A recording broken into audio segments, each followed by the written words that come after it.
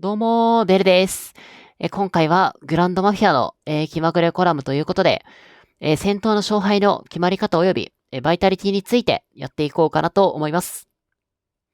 皆さんに、お伺いしたいんですけども、グランドマフィアの戦闘の勝敗の決まり方、これって皆さんご存知ですか？そして戦闘ムービーに出てくるバイタリティ、これってそもそもなんだかご存知ですか？多分これ最初の勝敗については、他のプレイヤーと戦う時の勝敗は、損失数が少ない方が勝ちというところで、答えられる方結構いらっしゃるんじゃないかなと思うんですけども、バイタリティについて、完璧に答えられる方って、多分日本で数人もいないと思いますし、世界的に見ても、かなりごく少数だと思います。ただここって、戦闘の根幹をなす部分なので、非常に重要で知っておいて損がない部分だと思いますので、ぜひ今回の動画が参考になれば、嬉しいなと思います。では、早速行きたいんですけども、今回私にご質問いただいた方に、レポートを提供していただきまして、ありがとうございますというところなんですけども、そちらのレポートと、戦闘動画の方、見ていこうかなと思うんですけども、こちら2枚のレポートですね。1枚目は勝利していて、2枚目は敗北してしまっているんですけども、レポート上では、そこまでめちゃめちゃ大きな差はないですよね。ただ、戦闘動画見ていきましょう。ちょっと上の方にあるバイタリティにご注目いただきたいんですけども、まずは1本目ですね。この戦闘動画、そもそも見たことない方もいらっしゃるんじゃないかなと思うんですけども、この戦闘動画って、戦闘の研究するときとかに、自分のどの兵科が相手のどの兵科を攻撃しているとかがわかるので、非常に参考になったりします。で、バイタリティの方なんですけども、どんどん戦闘時間が進むにつれ、減っていってはしまっているんですけども、かなり残っていて、最終的には 90% 残りですね。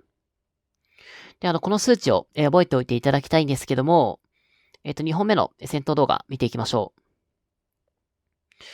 最初からバイタリティの方に、ご注目いただきたいんですけども、さっきと比べて、もう圧倒的に減りが早くないですか？ただ、戦闘レポート的にはそこまでの差はないんですよ。で、これってなぜだか皆さんわかりますかということをお伺いしたくて。で、一応最終結果的には、これ攻撃側が0%になって、NPC がもうちょっと減ります。最後の、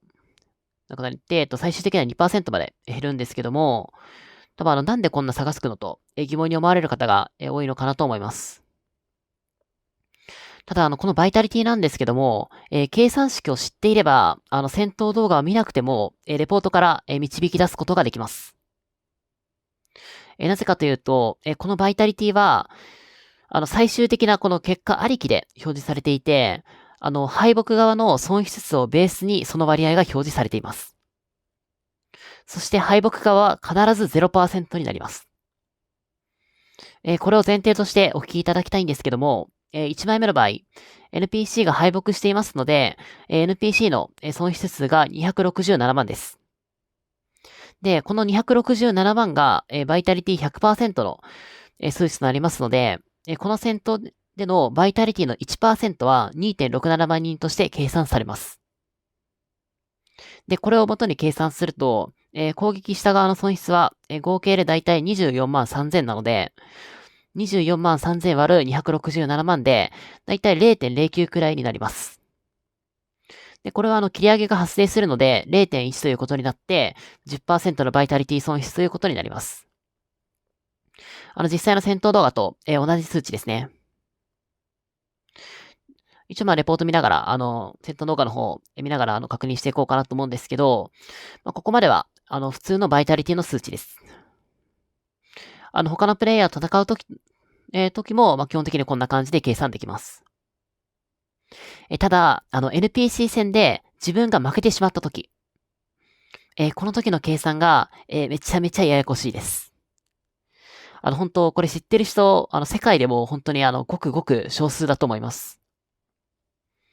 先ほどの敗北側の損失をベースにした話だと、